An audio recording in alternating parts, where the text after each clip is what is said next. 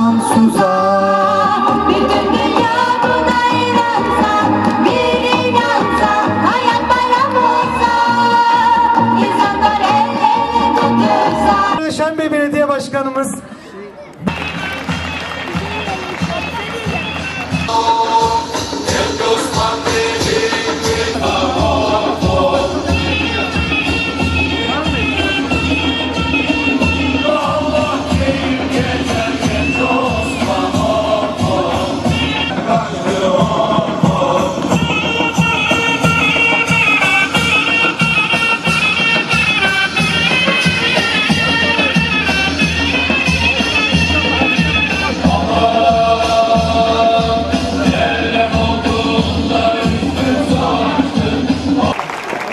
değerli misafirler, bir toplumda kitap okuyan insan sayısı çoğaldıkça kültürel gelişme ve eğitim seviyesi de yükselecektir.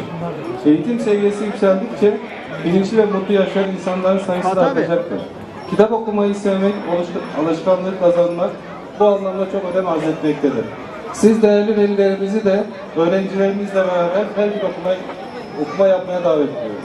Sürekli okuyalım. Bildiğiniz gibi öğrencilerimizden size bilgiler gelmiştir. Gaziantep genelinde Ben Okuyorum Gaziantep Okuyor projesi şu an yürürlükte. Bunu da Gaziantep Valiliği ve Milli Eğitim Müdürlüğümüz tarafından yapılmaktadır. Değerli veliler,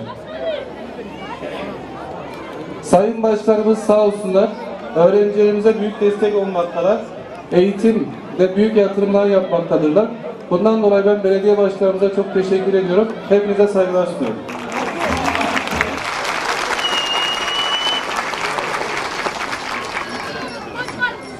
Evet, bugün böyle güzel bir spor tesisine buluştuk. İçinde bulunduğumuz tesis 86.500 metrekare spor köyü. İçinde halı sahaları, futbol sahaları, basketbol sahaları, voleybol sahaları, kapalı yüzme havuzumuz var, kapalı spor salonumuz var, okçuluk sahamız var, ampute sahamız var. Yürüyüş yolları, bisiklet yollarıyla herkesin spor yapabileceği bir mekan. Spora teşvik ediyoruz gençlerimizi. Neden? Çünkü şu anda çağımızın bir hastalığı var. Nedir o? Obezite. Yani şişmanlık hastalığı. Yani Allah korusun kalp, tansiyon, şeker birçok hastalığa davetiye çıkaran, insanı hantallaştıran bir hastalık. Şu anda Avrupa Birliği ülkeleri arasında biz maalesef 1. sıradayız. Bunun için de özellikle anne babalardan bizim istirhamımız şu: gençlerimizin sağlıklı beslenmesine yardımcı olmak. 2. Onları spora teşvik ederek, spor yaptırarak onları bu çağın hastalığından kurtulup tam zinde, hareketli, sağlıklı bir yaşam sürmelerini sağlamak. Bunun için bütün ilkokul çocuklarına beslenme kabı gönderdik. Herhalde aldınız. Beslenme kabı aldınız mı? Evet. Annelerimizden özel ricamız şu: özellikle ilkokul ve ana sınıf öğrencileri okulda beslenme yapıyorlar. Onlara kendi hazırladıkları yiyecekleri hazırlasınlar, o beslenme kabı içerisine koysunlar. Çocuklarımız bunlarla beslensin.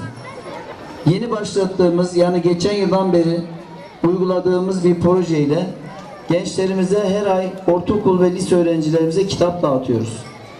Buradaki amacımız şu: çocuklarımız hem kitap okusun, kitap okuma alışkanlığı kazansın, bilgi sahibi olsun, hem de bunu bir yarışmaya dönüştürerek çocuklarımızı ödüllendiriyoruz. Şu ana kadar tam 2,5 milyon kitap dağıttık çocuklarımıza. Ve özellikle lise öğrencileri arasında yapmış olduğumuz yarışma neticesinde okullarında 1., 2. ve 3. olan 360 tane öğrencimizi Umre'ye götürdük. 360 tane öğrencimiz Umre'ye gitti. Ve inşallah bunu devam ettireceğiz. İnşallah önümüzde güzel hedefler var. 2023, 2053, 2071. Bu hedefleri bu gençlerimiz inşallah gerçekleştirecek. Onları ne kadar iyi yetiştirirsek ülkemizin geleceği de o kadar güzel olacak diyorum. Tekrar bu başarıda, kitap okuma yarışmasında başarı gösteren, şu anda burada kaç öğrencimiz var? Yaklaşık 700 öğrencimiz var. Ben hepsini yürekten kutluyorum. Velilerimizden öğrencilerimiz için şöyle güçlü bir alkış istiyorum. Tekrar hepinizi yürekten kutluyorum. Tebrik ediyorum. Başarılarınızın devamını diliyorum. Allah inşallah geleceğimiz çok daha güzel olacak diyorum. Allah hepinizden razı olsun diyorum. Hepinizi saygıyla, muhabbetle selamlıyorum.